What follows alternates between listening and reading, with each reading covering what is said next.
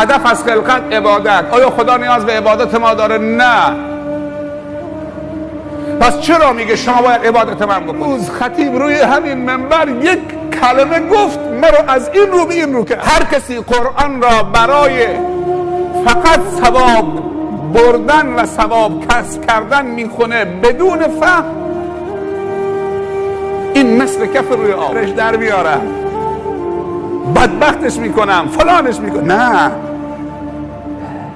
با جناب شیخ پشت سر تو با آب و تاب میگفت میخواست ترسم که یک روزی بر امت محمد صلی الله علیه و سلم بیاد که اول قرآن بهشون داده بشه، بعد با وجودی که کارهای شیطانی میکنیم مردم بازم ما رو دوست دارن، احترام میکنن، نمیگن شیطان، میگن از خدا بده. من تاجر بودم، خیر نبودم.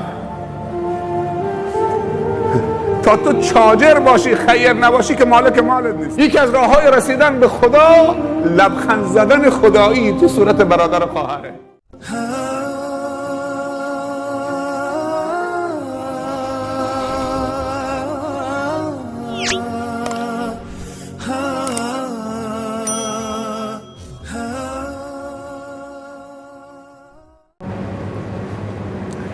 فقرا آمدن پیش پیامبر صلی الله علیه وسلم، فکر میکردن که راههای رسیدن به خدا محدوده، در حالی که گریه و زاری میکردن و پژمرده بودن. آمدن پیش رسول الله صلی الله علیه وسلم گفتن که یا رسول الله صلی الله علیه وسلم، ذهب اهل الدثور بالاجور، اونهایی که سرمایه‌دار و مالدار بودن هرچی اجر و ثواب و پاداش بود همه جمع کردن، با پولشون لشکر رو تجهیز کردن، با پولشون حج رفتن، پولشون زکات دادن، پولشون مسجد درست کردن، پولشون هرچی ثواب بود سرمایه دارا گرفتن و رفتن. ما دستمون خالی مونده، نه پول داریم که بریم حج، نه اسب داریم که جهاد بکنیم، نه پول داریم که زکات بدیم، نه پول داریم که مسجد درست بکنیم، چاه بخریم، برکه آب درست بکنیم، هیچ نداریم. پریشان بودن که نمیتونن کار خیر بکنن و فکر میکردن راههای خدا جلوشون مسدود شده، غبطی اونها میخوردن نه حسادتشون. رسول الله صلی الله علیه وسلم گفت ناراحت نباشید، یک بار سبحان الله بگی اینقدر فضیلت داره، یک آیه قرآن بخونید یک حرفش 10 تا حسنه داره، یک کار فلان، یک لبخند، یک فلان، یک بار لا حول ولا اله، یک بار سبحان الله والحمد لله ولا اله الا الله والله اکبر ولا حول ولا، اینا همش اینقدر فضیلت داره. خوشحال شدند و رفتند، شروع کردن به تسبیح و ذکر و تلاوت. بعد از مدتی دوباره برگشتن، گفتن یا رسول الله دوباره پریشان شدیم. گفت این بار دیگه پریشانی برای چیه؟ گفت چیزای خصوصی که یاد ما داده بودید، تجاری که کار خیر میکردن دوباره خبردار شدن، اون کارام انجام میدن. یعنی کار خیر میکنن، این ذکر و تسبیح و وردم از ما دوباره گرفتن، این چیزی که یاد ما داده بودی. گفت این دیگه فضل خداست. هدف از خلقت عبادت. آیا خدا نیاز به عبادت ما داره؟ نه. پس چرا میگه شما باید عبادت من بکنید؟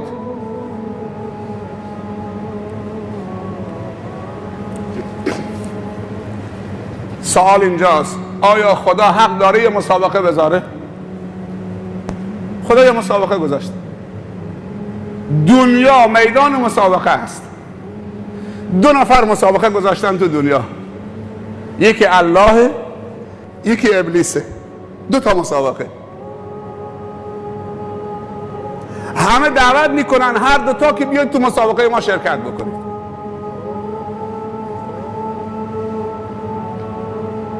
خداییش شما تو کدوم مسابقه شرکت میکنید؟ مسابقه ای که خدا برگزار کرده و مسابقه ای که ابلیس برگزار کرده. خودمونیم. الله یه مسابقه گذاشته میخواد تماشا بکنه، لذت ببره، و برای هر کدوم از مسابقه جایزه گذاشته. نگفته برای برنده تو مسابقه من جایزه میدم، گفته هر کسی شرکت کنه جایزه میدم. خوب دقت بکنید این تفاوتو. الله گفته من مسابقه گذاشتم تو دنیا برای بندگانم، هر کسی شرکت کرد اگه برنده هم نشه جایزه بهش میدم، نه اینکه فقط برای مقام اول و دوم و سوم جایزه. بعضی انسان ها آمدن تو مسابقه شرکت کردن، فرصت نکردن، به زمین خوردن، یک سجده هم نکردن. بهشتی شدن. ما بپذیریم که جامعه ما نیاز به رشد داره. با حسادت که نمیشه، با انحصار طلبی که نمیشه، با تکبر و خودخواهی نمیشه، با تحقیر دیگران نمیشه رشد ایجاد کرد. با دل بزرگ، خلیفه خدا دلش بزرگه، خلیفه خدا فکرش بلنده.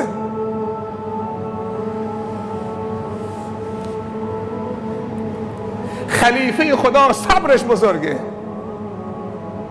خلیفه خدا سخاوتش بزرگه. اصلا انسان مؤمن با بخیلی با هم جمع نمیشه. بخیلی شیطانی است و تو ایمانی و ربانی. محاله که بخل و ایمان تو یک دل جمع بشه، محاله، چون بخل از صفات شیطانه. از شیطان یعدکم الفقر، شیطان به شما وعده فقر میده، میگه اگر بذل و بخشش کردی فقیر میشی، دست تو جیبت نکن برای کار خیر، بذار مردم دست تو جیبشون بکنن، تو نکن. الشیطان یعدکم الفقر و یأمرکم بالفحشاء. راه های رسیدن به خدا یکی نیست. والذین جاهدوا فینا لنهدینهم سبلنا. هزارها راه برای رسیدن به خدا هست. سعی بکن از همه راه ها برسی به خدا. چرا یکی رو انتخاب کردی؟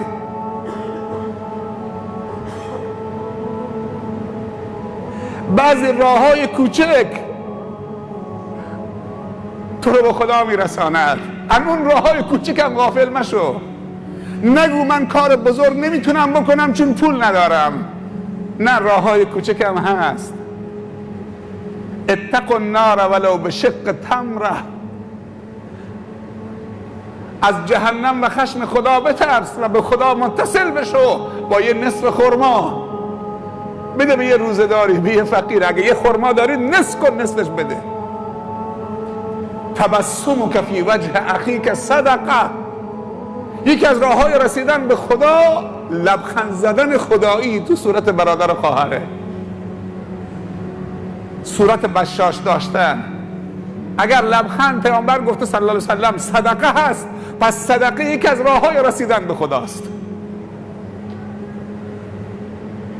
کوچه رو جارو کردن، تمیز کردن، خار و خاشاک جمع کردن، سلام کردن، مصافحه کردن، مسواک زدن، اینا همه راه های رسیدن به خداست. کان الله فی عون العبد ما دام العبد فی عون اخیه. میگن خدا از بندگانش گله میکنه. تو رو دعوت کردم به زیارت و ملاقات خودم، چرا نیامدی؟ چرا دعوتم رو رد کردی؟ میگه بارالله تو بالای عرشتی، چطوری من بیام دعوت تو لبیک بگم؟ گفت فلان بنده من مریض شد، نیاز به زیارت و عیادت داشت، نیامدی پیشش. اگر میامدی منو پیش اون میدیدید، من اونجا بودم. راه های رسیدن به خدا بی نهایته و وقتی راه های رسیدن به خدا رو به دست آوردی. یک روزی من عرایزمو در حد 5 دقیقه دیگه خلاصه میکنم. جمع خیلی جمع شده، کامل شده و مردم ما خوبند و علاقمند. خداوند گفته که برای هر حرف قرآن 10 تا حسنه ثواب میدم. پیغمبرش گفته و ما ینطق عن الهوی ان هو الا وحی یوحی و ما آتاکم الرسول فخذوه و ما نهاکم عنه فانتهوا. هر حرف قرآن 10 تا حسنه بدون فهم. شما فکر میکنید خدایی که برای هر حرف قرآن بخونی معنیش نفهمی 10 تا حسنه بده؟ منظور خدا همینه؟ با وجودی که 10 تا حسنه میده.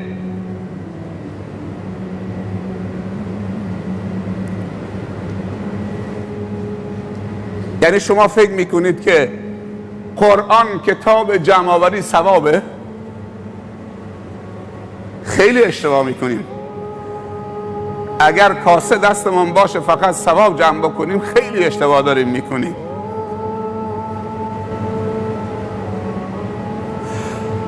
فهم قرآن یعنی فهم خواسته های رب العزت و الجلال،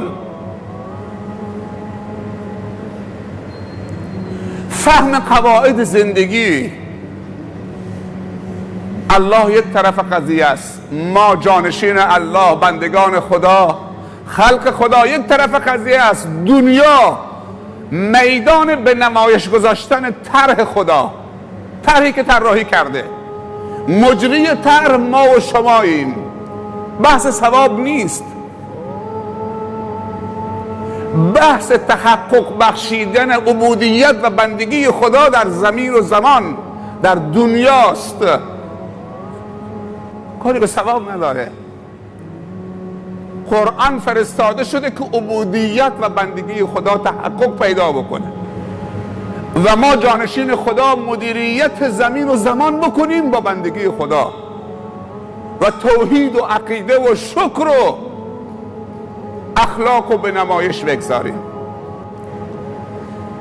و یکی از ما قبل از این که قرآن به او داده بشود ایمان به او داده میشد و بعد قرآن. و من میترسم که یک روزی بر امت محمد صلی الله علیه و سلم بیاد که اول قرآن بهشون داده بشه بعد ایمان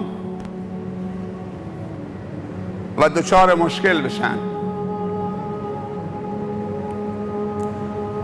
قرآن رو برای ثواب تنها نخون که از معنی فرار بکنید، از تفکر و تدبر در قرآن فرار بکنید، سبکت میکنه. وزن قرآن تو تدبر قرآنه، وزنی و سنگینی که قرآن ایجاد میکنه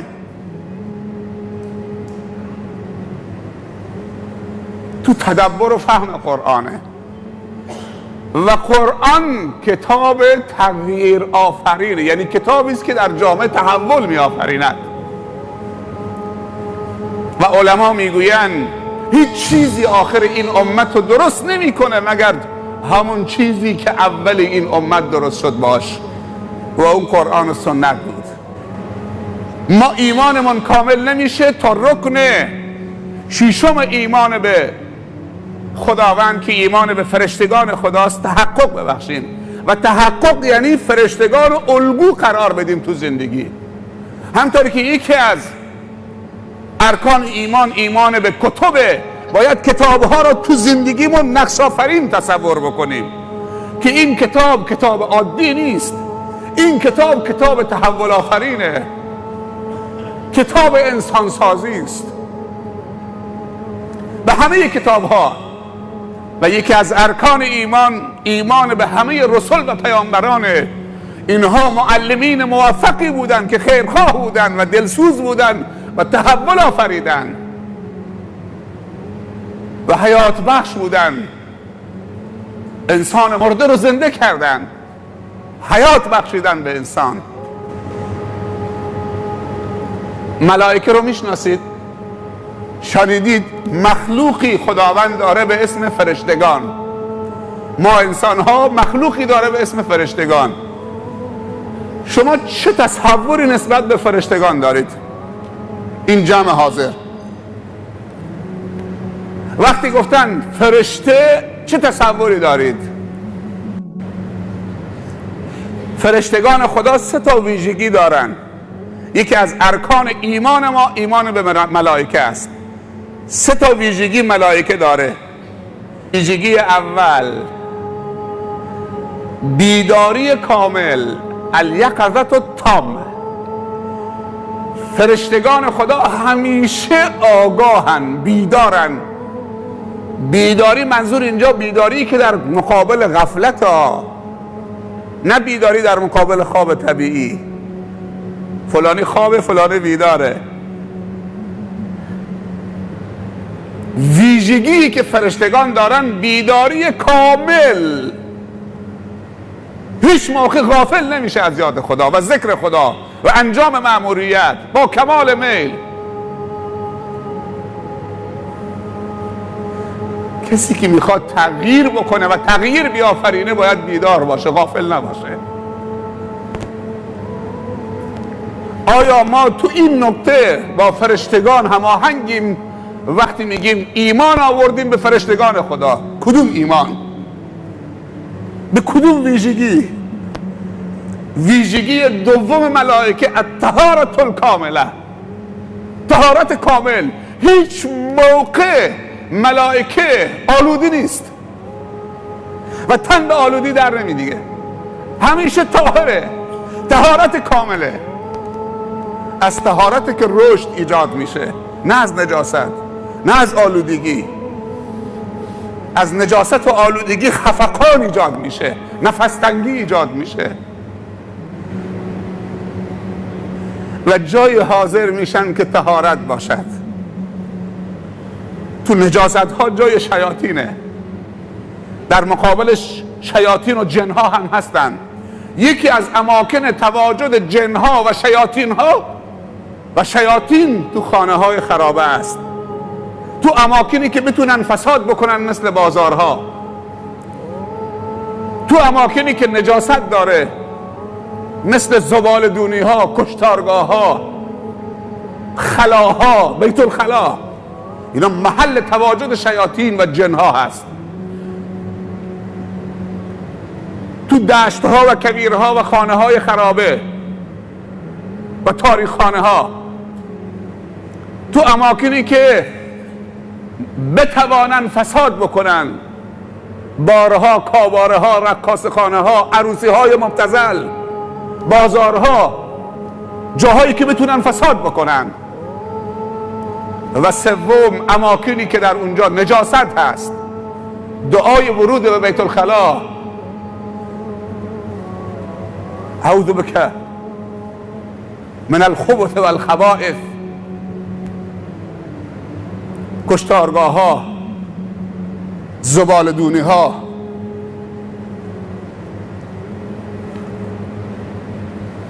سومین ویژگی ملائکه که خیلی مهمه برای تغییر و برای تحول آفرینی، تعاون و همکاری. این نکته سوم داشته باشید، تعاون و همکاری بر بر و تقوا. هیچ موقع ملائکه بر کار شر تعاون نمیکنه، محاله. اون شیاطینن که بر کار شر تعاون میکنن. اگر تو میخواهی که بدونی تو فرشتگونه هستید، باید هر وقتی دعوت حقی بلند شد بگی لبیک. قدم خیری بلند شد، نگذاری اون قدم خیر تنها بمونه، ما تو متحیر باشه. دست خیری حرکت کرد، حرف خیری زده شد، باید بخاپید تو هوا تا تو ویژگی ملائکه داشته باشید و بتونید تغییر بیافرینید. 3 تا ویژگی: بیداری کامل، طهارت کامل، تعاون و همکاری 100%. اگر مردم رمچا فقط با هم هماهنگ باشن، کل جزیره رو آباد میکنن همین مردم رمچا.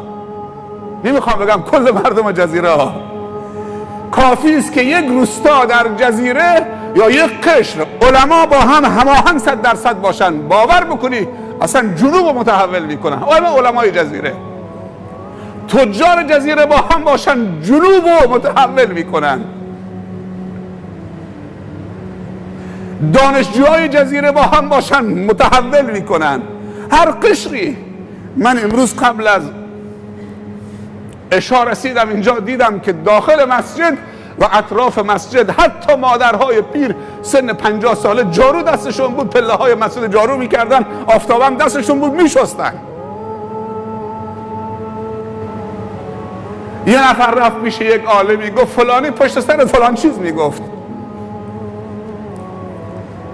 پدرش در میارم، بدبختش میکنم، فلانش میکنم. نه، گفت جناب شیخ پشت سر تو با آب و تاب میگفت، میخواست تحریکش بکنه.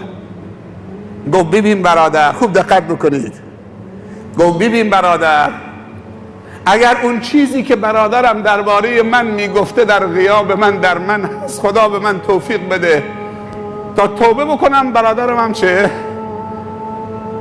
خدا به من توفیق بده تا توبه بکنم، برطرف بکنم، خدا منو هدایت بکنه. اگر اون چیزی که میگو واقعا در من هست، اون خصلت بد، و اگر در من نیست، خدا برادرم هدایت بکنه که دیگه این حرفا نزنه. دهان طرف بسته شد که میخواست تفرقه بندازه. تعاونوا علی، این یکی از چه؟ برخورد صحیح با کسانی که از وحدت ما، از تعاون و همکاری ما، از الفت ما، از صفا و صمیمیت ما، از جمع شدن ما دور هم به خاطر خدا خوششون نمیاد. این یک تعامل و برخورد برای حفظ وحدت. اگر اون چیزی که برادرم میگفت در من هست، خدا به من توفیق بده و هدایتم بکنه تا اصلاح بکنم خودمو. و اگر اون چیزی که برادرم درباره من میگفت در من نیست، خدا به برادرم توفیق بده تا مشکلشو حل بکنه و اصلاح بکنه خودشو. دهانش بسته شد، راهی برای نفوذ نیست. اجازه ندیم که کسی تو ما نفوذ بکنه برای بدبین کردن ما نسبت به برادرمان، که طول شب میخواهیم برای نماز صبح بلند بشیم نمیتونیم از بس که خودخوری داریم میکنیم. یکی از عواملی که توفیق کار خیر از انسان گرفته میشود همین اخبار نادرستی که میارن انسان منفعل میشه و خودخوری میکنه، دیگه دستش به هیچ کار خیر بند نمیشه، فقط زمینه شر و پرورش شر و ابتکار شر رو در ذهنش ایجاد کرده، فقط میخواد شر آفرین باشه. این تاجر در روستای خودش 5 میلیارد تومان هزینه کرده، کار خیر انجام داده. 5 میلیارد تومان، 5 میلیارد تومان، خیلی ها.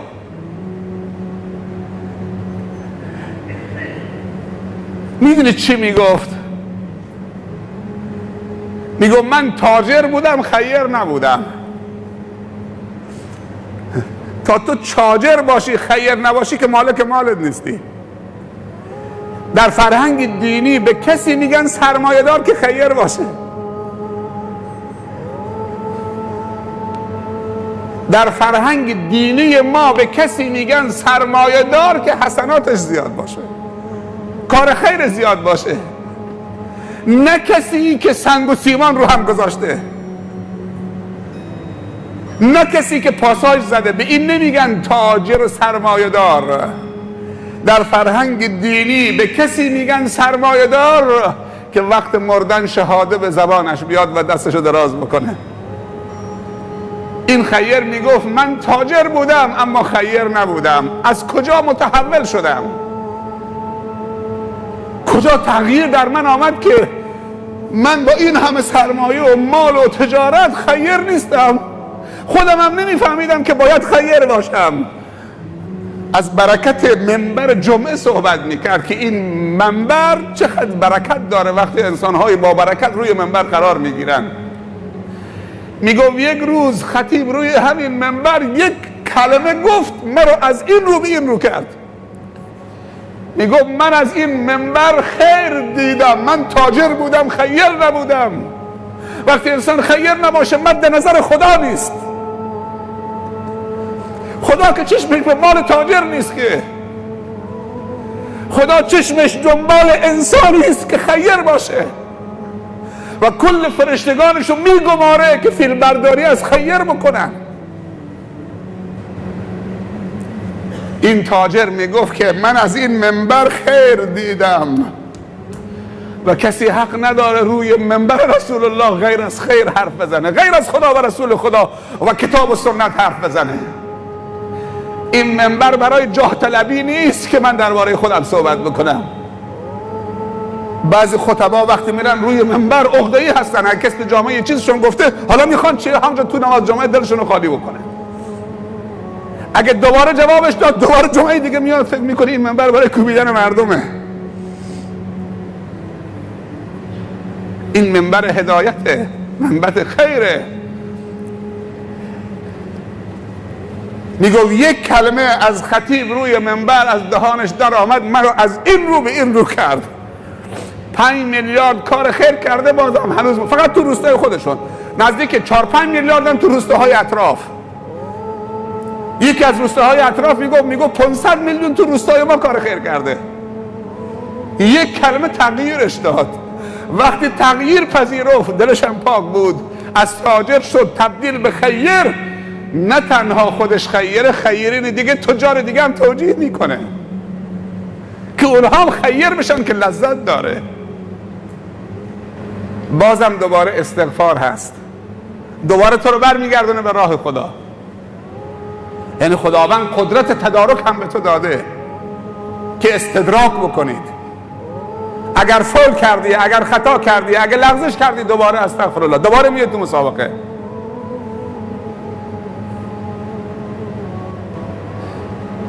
ولی تاجری هست که حاضر نیست جواب سلام درست بده. تو صف نمازم پاش میکشه که مبادا این لباس فقیر به لباس این بچسبه، فقرش منتقل بشه به اون. امام میگه استو، راست بیستید، الکتف بالکتف والکعب بالکعب، کوزک پا را بچسبونید، دوشا را بچسبونید. این اینطوری میکنه، هی فقیر میاد این اینطوری میکنه، بعد میگه الله اکبر. کدوم الله اکبر؟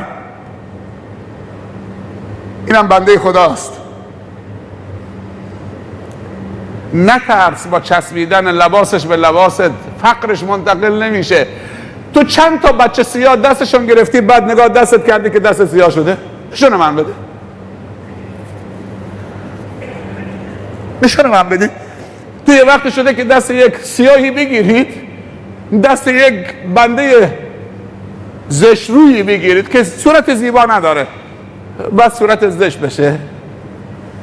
در یک حالت صورت زشت میشه که وقتی دستش میگیرید بگید چقدر زشته، چقدر قبیحه، تحقیرش بکنید. از خدا نترسید. اگر تو این دنیا صورت زشت نشد، تو اون دنیا صورت زشت میشه. یا ایها الذین آمنوا لا یسخر قوم من قوم عسى ان یکونوا خیرا منهم. یک روزی حضرت ابوذر رضی الله عنه به بلال گفت یا ابن السودا، ای بچه سیاه، ای سیاه زاده. از دهانش در رفت. چطوری در رفت خدا میدونه. تو شهر مدینه در کنار رسول الله صلی الله علیه و سلم در جمع یاران انصار و مهاجر گفت یا ابن السودا، مؤذن رسول الله صلی الله علیه و سلم، ای سیاه زاده. حالا کجا میبری ابوذر رو؟ پشیمان شد، عذاب وجدان پیدا کرد، مضطرب شد. چه از دهانم اصلا چه از من گرفت این ابلیس؟ یا ابن السودا. پیامبر صلی الله علیه و سلم گفت ابدا اول جاهلیت و انا بین اظهرکم. دوباره نعره ها و شعارهای جاهلیت، من هنوز زنده ام بین شما. ابوذر ناراحت شد، گفت ای برادر، من از خودم و عذاب وجدانم رهایی پیدا نمی کنم، راضی نمیشم تا این که بخوابم رو خاک، تو با این نعلینی که روی نجاست تو خاک راه میری بکوبی تو پیشانه من تا دیگه چنین غلطایی نکنم و درسی باشه برای همه. بلال آمد ایستاد در مقابلش،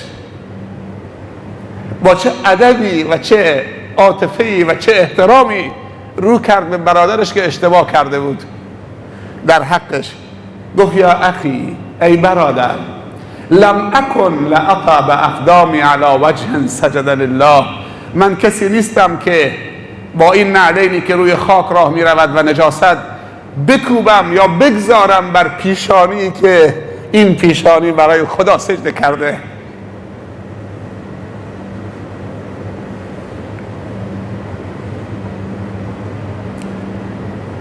من کسی نیستم که با نعلینم که روی خاک و نجاست راه میره بگذارم بر پیشانی که روزی چند بار برای خدا داره سجده میکنه. شما یه اشتباهی کردی. خداوند همه ما و شما را خاتمه به خیر بکنه.